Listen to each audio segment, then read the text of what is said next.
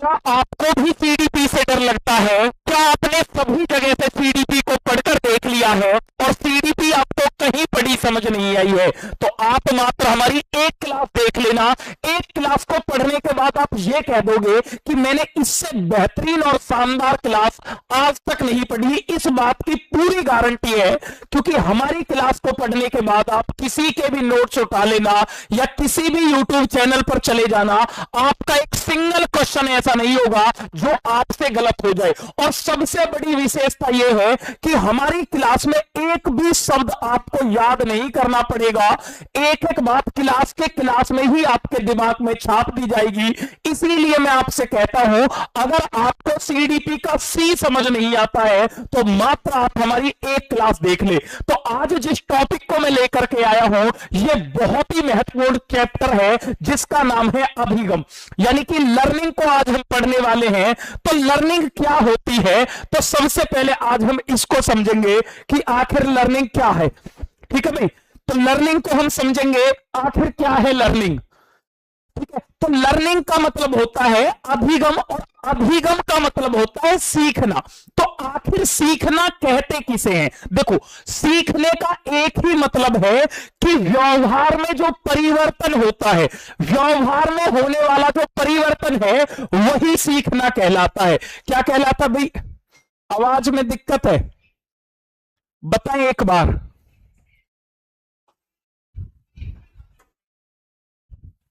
बताओ भाई, क्लियर है आवाज?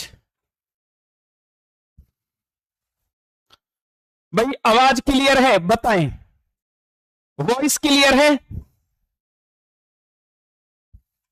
बता दो एक बार भाई।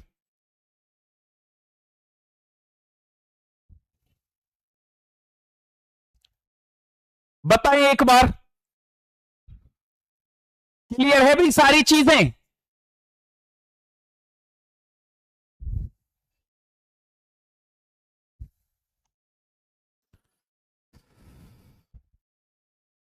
बताएं भाई। देखो, तो आज जिस चैप्टर को हम पढ़ने,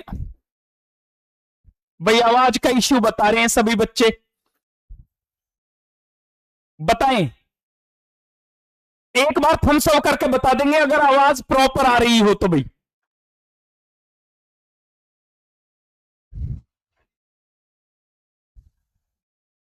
क्लियर नहीं है?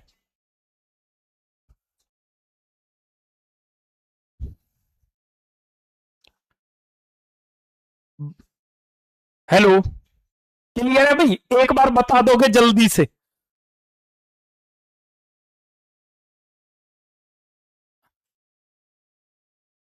बंद कर दो भाई।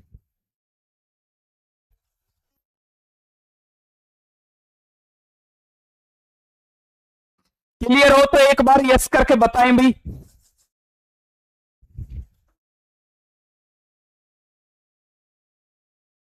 बता दोगे एक बार सभी बच्चे, अब अगर आवाज क्लियर आ रही हो सभी को तो?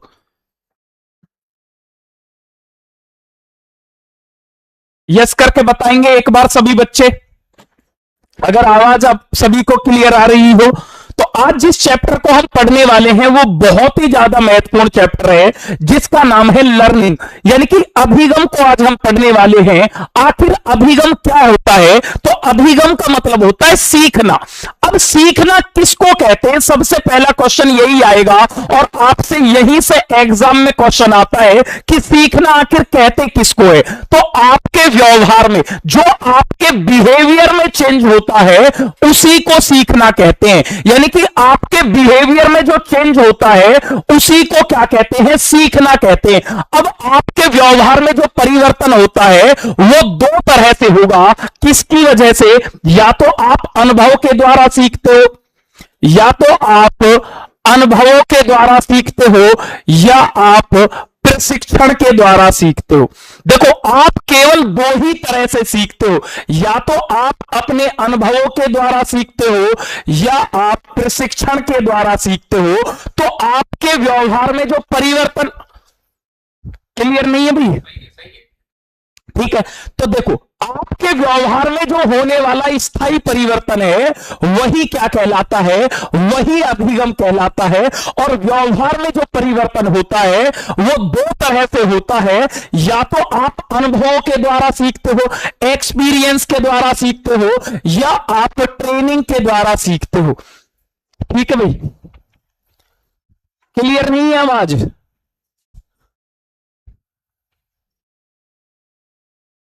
ठीक है, बताएं भाई एक बार।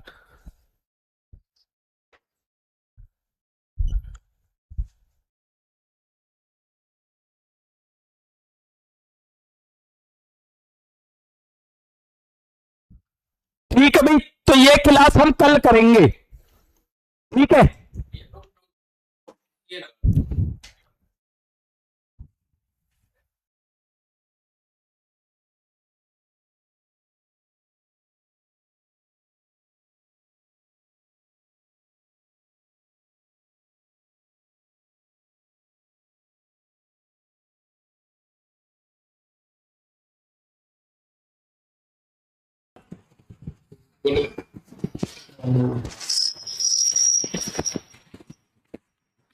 हाँ बताएं भी, आवाज सही आ रही है सभी को एक बार?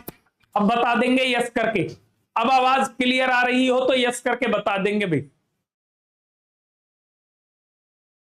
बताएं भाई, अगर आवाज सभी को क्लियर आ रही हो अब तो एक बार यस करके बता देंगे।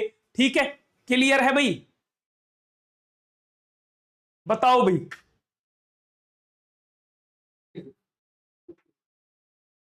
बताएं एक बार, थम्स अप करके बता देंगे भाई। एक बार थम्स अप करके सभी बच्चे बता देंगे अगर आवाज आप सभी को प्रॉपर आ रही हो तो। ठीक है भाई, तो अब हम चलते हैं। तो आज का जो हमारा टॉपिक है वो है लर्निंग यानी कि अभिगम। तो आपसे पहला क्वेश्चन ये ही पूछेगा कि आखिर अभिगम होता क्या है। तो अभिगम का मतलब होता है सीखने का, मतलब होता है किसे कहते हैं सीखना। तो सीखने का मतलब है जो भी आपके व्यवहार में परिवर्तन होता है। जैसे आप पहले किसी को गाली नहीं देते थे, फिर आप गाली देने लग गए, तो आपने गाली को सीख लिया है। इसका मतलब क्या है कि आपके व्यवहार में परिवर्तन हो गया है।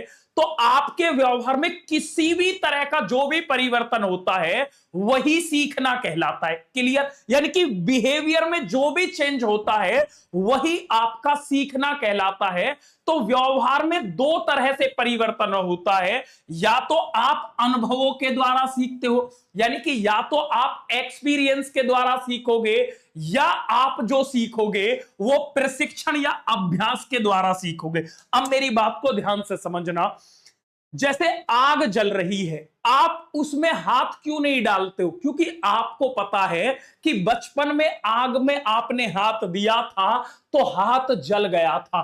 तो अब आग में हाथ नहीं लगाना है। ये आप कैसे सीखे?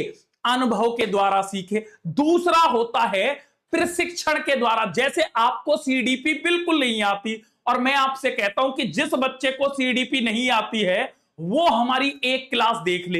अब क्लास को पढ़ने के बाद आपको सीडीपी आ गई है, तो ये जो आप सीख रहे हो ये प्रशिक्षण के द्वारा सीख रहे हो। तो मनुष्य जो होता है वो केवल दो ही तरह से सीखता है, या तो अनुभवों के द्वारा या प्रशिक्षण के द्वारा।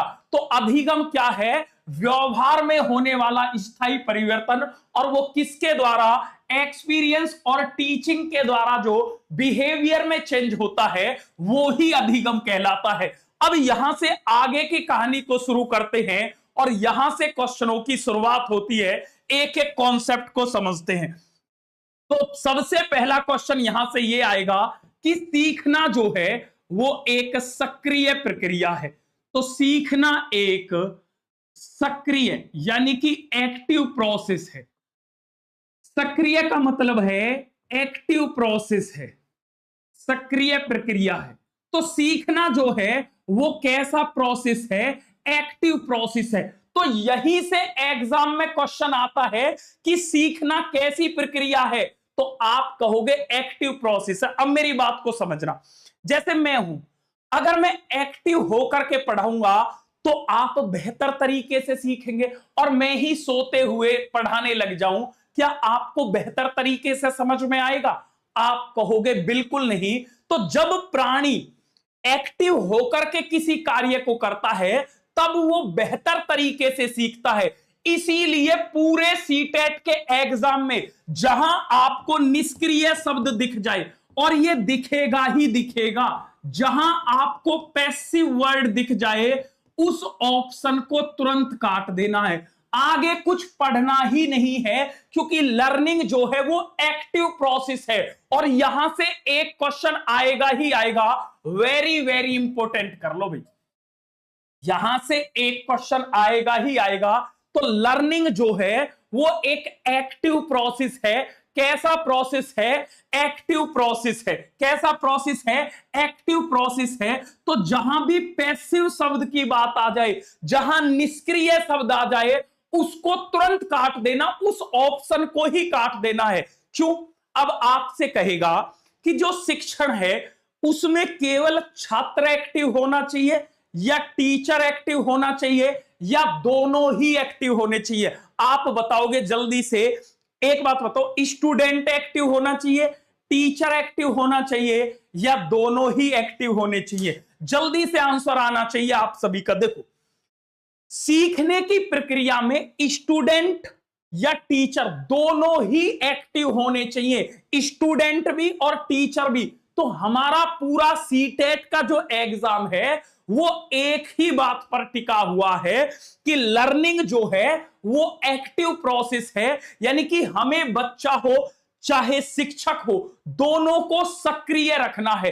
तो जहां निष्क्रिय शब्द आ जाए तुरंत काट दोगे। एक नंबर बिल्कुल पक्का हो गया है, यहां से एक नंबर फिक्स है। लो मैं लिख देता हूं, फिक्स है भाई साहब, एक नंबर मिलेगा ही मिलेगा। जहां आपको निष्क्रिय शब्द दिख जाए तुरंत काट देना, क्योंकि लर्निंग जो है वो एक्टिव प्रोसेस है। अब एक एक बात आपके दिमाग में यहीं से फिट करता हुआ चलूंगा। अब दूसरा पॉइंट समझना। एक बात बताओ भाई, मुझे एक बात आपसे जाननी है, सबसे ज्यादा आप अपने घर में सीखते हो, स्कूल में सीखते हो या समाज में सीखते हो? जल्दी से मुझे बताओगे सबसे ज्यादा आप कहां से सीखते हो? देखो, मनुष्य जो होता है वो एक सामाजिक प्राणी होता है, और हम जो सबसे ज्यादा सीखते हैं वो समाज से सीखते हैं। क्योंकि टीचर हो चाहे हमारे घर परिवार के लोग हो, वो सब हमारे समाज का हिस्सा होते हैं। इसीलिए सीखना एक सामाजिक प्रक्रिया है, वेरी वेरी इंपॉर्टेंट है। कई बार यहां से पूछा गया है कि सीखना एक सामाजिक प्रक्रिया है, बहुत ज्यादा इंपॉर्टेंट है। सीखना एक कैसा है? सामाजिक प्रक्रिया है, सोशल प्रोसेस है। अब मैं आपको बताऊंगा सोशल प्रोसेस क्यों है। भाई एक बात बताओ, सबसे ज्यादा हम कहां से सीखते हैं? समाज से सीखते हैं। किससे सीखते हैं? समाज से सीखते हैं। जैसे अभी जंतर मंतर पर प्रोटेस्ट चल रहा है, और उस प्रोटेस्ट में लोग जो हैं वो आपसे अपील कर रहे हैं कि आप पत्थरबाजी बिल्कुल ना करें, क्योंकि ये इस धरने को वरना खत्म कर देगा। आप हिंसा का रूप ना अपनाए, आप अहिंसा को माने। चाहे वो पुलिस हो, उसको भी हिंसक कार्रवाई नहीं करनी चाहिए, चाहे वहां जितने भी हमारे स्टूडेंट प्रोटेस्ट कर रहे हैं उनको भी। तो ये हम कहां से सीख रहे हैं? ये हम समाज से सीख रहे हैं कि हां जी, हिंसा नहीं करनी चाहिए, हिंसा बेकार बात है। जिसको चोट लग रही है वो भी किसी का भाई है, वो भी किसी की बहन है, वो स्टूडेंट भी किसी की बेटी है। तो हमें हिंसा का रूप नहीं लेना चाहिए। तो हम कहां से सीख रहे हैं? समाज से सीख रहे हैं। तो सीखना जो है वो एक सामाजिक प्रक्रिया है। तो अब तक केवल मैंने 2 पॉइंट बताए हैं कि सीखना एक सक्रिय प्रक्रिया है, एक एक्टिव प्रोसेस है। दूसरा, सीखना एक सामाजिक प्रक्रिया है, यानी कि सबसे ज्यादा हम समाज से सीखते हैं। तीसरी मैं बात को बताता हूं। अब एक एक पॉइंट आपके दिमाग में यहीं से फिट कर दूंगा। अब एक एक बात आपको अच्छे से पता होगी। एक बात बताओ, अगर जैसे आपका पूर्व ज्ञान है, जो चीज आपने पहले से सीखी है, ठीक है, मेरी बात को समझना, जैसे आपको पहले से कुछ ज्ञान है, ठीक है, तो जो कुछ आपको पहले से आता है, मान के चलो मैं तो ये जानता हूं आपको 2 दूनी 4 आता है, तो जो आप पहले से जानते हो वो आपका पूर्व ज्ञान होता है। आज एक ऐसा क्वेश्चन बताऊंगा जहां से क्वेश्चन आना ही आना है और 1 नंबर बिल्कुल पक्का हो जाएगा। देखो, जो कुछ आपने सीखा है वो आपका पूर्व ज्ञान कहलाता है। जो आपने पहले से सीखा हुआ है वो क्या कहलाता है? पूर्व ज्ञान कहलाता है। अब एक बात बताओ, अगर मैं आपके पुराने ज्ञान में नए ज्ञान को शामिल करूं तो ज्ञान बढ़ेगा या नहीं बढ़ेगा? मुझे तो बस इतनी सी बात बता दो। एक एक देखो, आप क्या करते हो, आप चीजों को रटते हो, एक शब्द नहीं रटना, ऐसे समझना, मेरी बात समझो। जैसे ये गिलास है, इसमें पहले से पानी है, ठीक है? ऐसे ही आपके दिमाग में पहले से कुछ ज्ञान है। अब इस गिलास के पानी में मैं इसका पानी और मिला दूं, क्या ये पानी बढ़ेगा या नहीं? बिल्कुल बढ़ेगा। ऐसे ही आपके दिमाग में पहले से चीजें हैं, अगर मैं उसमें नई चीजें शामिल कर दूं तो आपका जो सीखना है वो बढ़ जाएगा। तो यहां से 2 क्वेश्चन पूछता है, और कैसे क्वेश्चन पूछे जाते हैं कि बच्चा का जो पूर्व ज्ञान होता है, बच्चे का जो पूर्व ज्ञान होता है, पूर्व ज्ञान मतलब प्रीवियस नॉलेज का मतलब होता है जो कुछ बच्चे ने पहले से सीखा है वो महत्वपूर्ण है और हमें उसका सम्मान करना चाहिए। हमेशा बच्चे के पूर्व ज्ञान से नए ज्ञान को जोड़ करके हमें पढ़ाना है। तो यहां से 3 तरह से क्वेश्चन आएगा। पहला तो ये कि बच्चे का पूर्व ज्ञान महत्वपूर्ण होता है।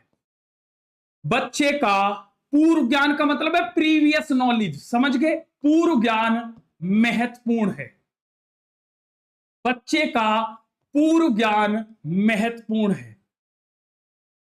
शिक्षक को उसका सम्मान करना चाहिए। बच्चे के पूर्व ज्ञान का हमेशा क्या करना है? उसका सम्मान करना है। अब मेरी बात को समझना, यहीं से सम्मान करना, यहां से 3 तरह से क्वेश्चन आएंगे और मैं तीनों कॉन्सेप्ट बिल्कुल क्लियर कर दूंगा, क्योंकि हमारी क्लास की सबसे खास विशेषता यही है कि आप एक एक चीज समझोगे क्लास के क्लास में। एक बात बताओ, जैसे आपको पहले से कोई ज्ञान आता, मैं तो ये मानता हूं कि आपको 2 दूनी 5 आता है, कम से कम आपको ये तो पता है कि 5 एक गिनती होती है। तो बच्चे का जो पूर्व ज्ञान होता है वो महत्वपूर्ण होता है और एक शिक्षक के रूप में हमेशा उसको सम्मान करना है। तो बच्चे की कोई भी भाषा हो, कोई भी संस्कृति हो, बच्चे का कोई भी ज्ञान हो, हमेशा शिक्षक को उसे प्रोत्साहित करना है, उसका सम्मान करना है। बात समझ गए? यानी कि हमें स्टूडेंट का हमेशा क्या करना है? सम्मान करना है। क्या करना है? सम्मान करना है। तो बच्चे की कोई भी भाषा हो, कोई भी संस्कृति हो या बच्चे का कोई भी पूर्व ज्ञान हो, हमें उसका सम्मान करना है। क्यों करना है? क्योंकि पूर्व ज्ञान जो होता है वो महत्वपूर्ण होता है। पूर्व ज्ञान में नए ज्ञान को शामिल करने से अधिगम बढ़ता है। पूर्व ज्ञान में नए ज्ञान को, पूर्व ज्ञान में नए ज्ञान को शामिल करने से, पूर्व ज्ञान में नए ज्ञान को शामिल करने से अधिगम बढ़ता है। अधिगम क्या होता है? बढ़ता है। यानी कि हमेशा प्रीवियस नॉलेज में न्यू नॉलेज को ऐड करना है। क्यों करना है? क्योंकि जब हम पूर्व ज्ञान में नए ज्ञान को शामिल करेंगे तो बच्चे का जो ज्ञान है, जो सीखना है, वो बढ़ जाएगा। क्लियर? बहुत इंपॉर्टेंट पॉइंट है, वेरी वेरी इंपॉर्टेंट पॉइंट है। अब देखो क्वेश्चन कैसे आता है, एक बार आपको हल्की सी झलकी दे देता हूं और उस झलकी से आपको समझ में आएगा। एक एक क्वेश्चन बहुत अच्छे से समझ में आएगा। ठीक है, देखो कितना बढ़िया क्वेश्चन है। ये रहा क्वेश्चन। अगर आप हल्का सा भी दिमाग लगाओगे ना तो क्वेश्चन चुटकियों में हो जाएगा। ये कहता है, कथन प्रभावी शिक्षक खुद को शिक्षार्थी के दैनिक जीवन और उनकी सामाजिक सांस्कृतिक पृष्ठभूमि से परिचित कराते हैं। एक बात बताओ, अगर आप एक अच्छे बेहतरीन टीचर हैं तो आप क्या जो भी चीजें बच्चे की पढ़ाओगे वो बच्चे के दैनिक जीवन या उसके समाज संस्कृति से जोड़ करके पढ़ाना है। मैंने अभी क्या बताया था कि सीखना जो है वो सक्रिय प्रक्रिया है और हम सबसे ज्यादा समाज से सीखते हैं, तो हमें समाज से जोड़ करके चीजें पढ़ानी है। बिल्कुल सही बात है। बताओ इसमें इतना सा भी डाउट हो, इतना सा भी डाउट हो, ऐसे ऐसे कॉन्सेप्ट बताऊंगा आप ये कह दोगे सर बिल्कुल मजा आ गया है। अब ये कहता है कारण कि सीखना सामाजिक संदर्भ में होता। अभी मैंने क्या बताया कि सीखना जो है वो एक सामाजिक प्रक्रिया है, यानी कि सबसे अधिक हम जो सीखते हैं वो कहां से सीखते हैं, समाज के द्वारा सीखते हैं। ये इसलिए ये भी बात पूरी तरह से सही है। अब बच्चा मुझसे कहता है कि सर कथन और कारण के जो क्वेश्चन होते हैं मुझे उसमें बहुत समस्या होती है। मैं कहता हूं क्यों समस्या होती है?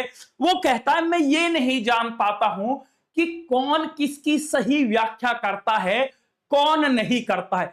आज ऐसी ट्रिक दूंगा कि कभी जीवन में क्वेश्चन गलत नहीं होगा। ट्रिक सुन लो। देखो, जब कथन और कारण दोनों सही हो तो आप ढूंढो कॉमन वर्ड। क्या कॉमन का मतलब है सेम वर्ड ढूंढो।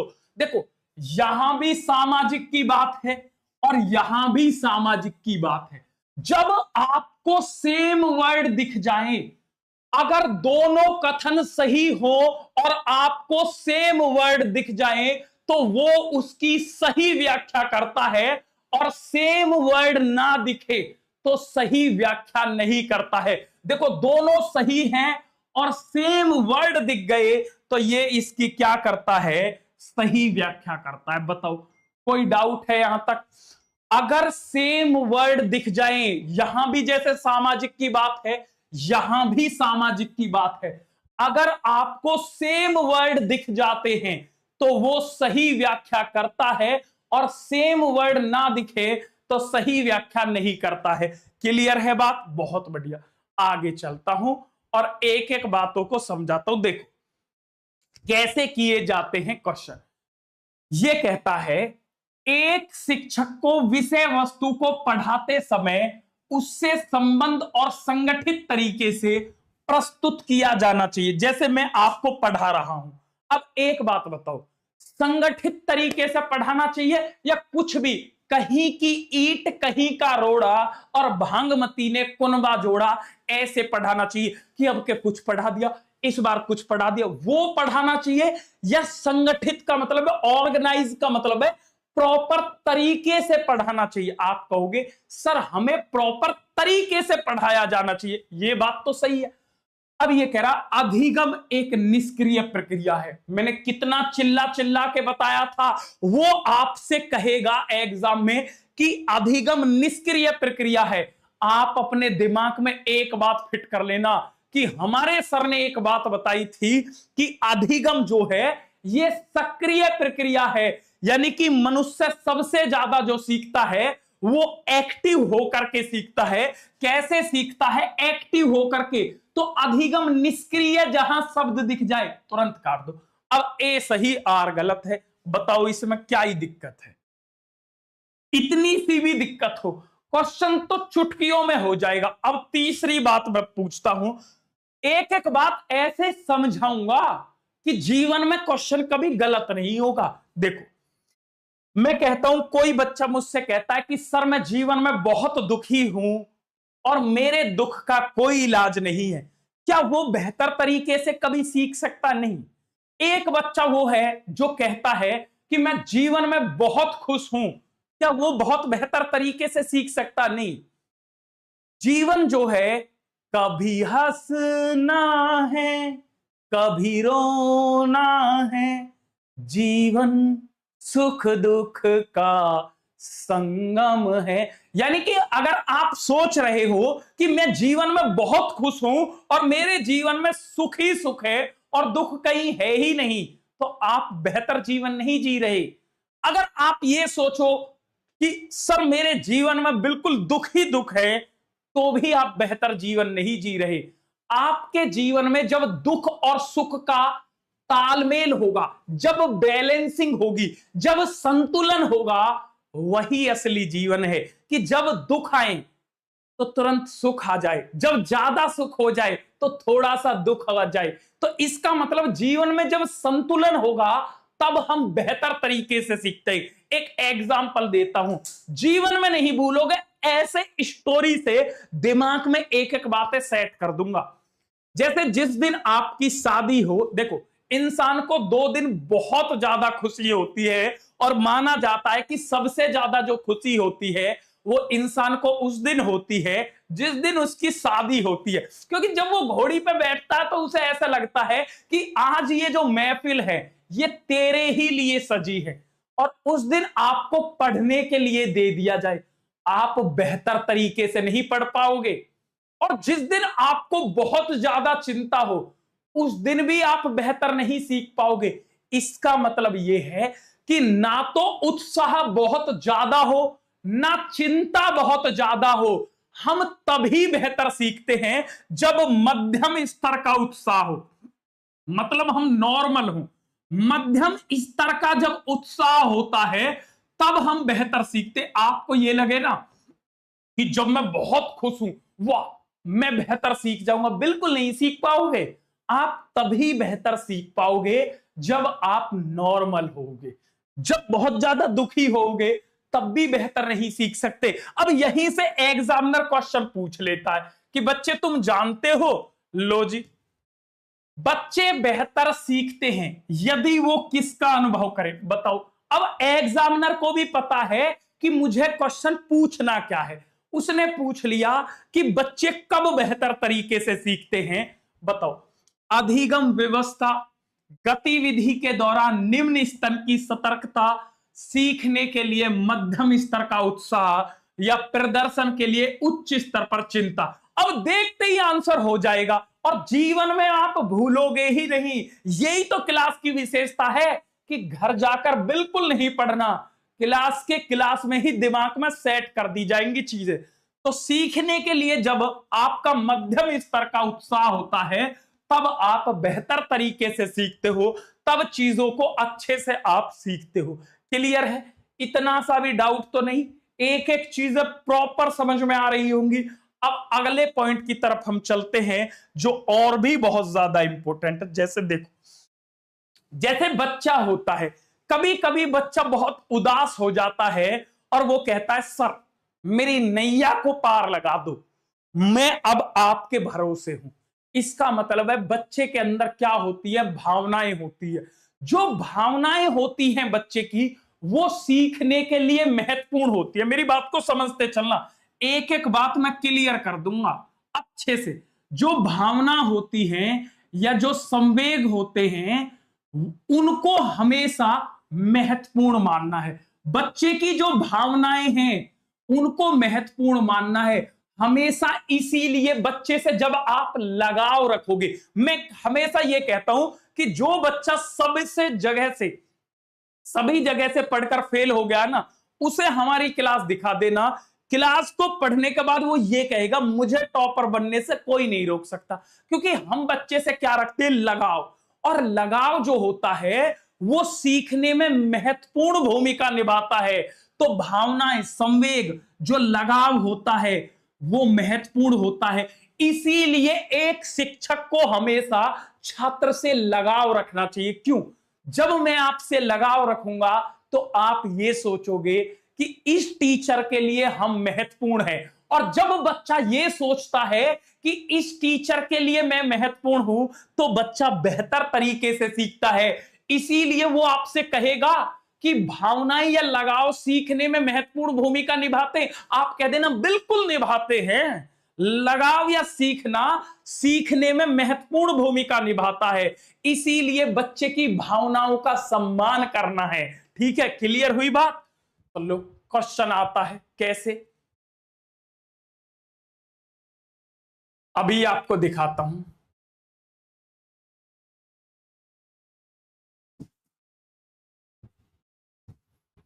लो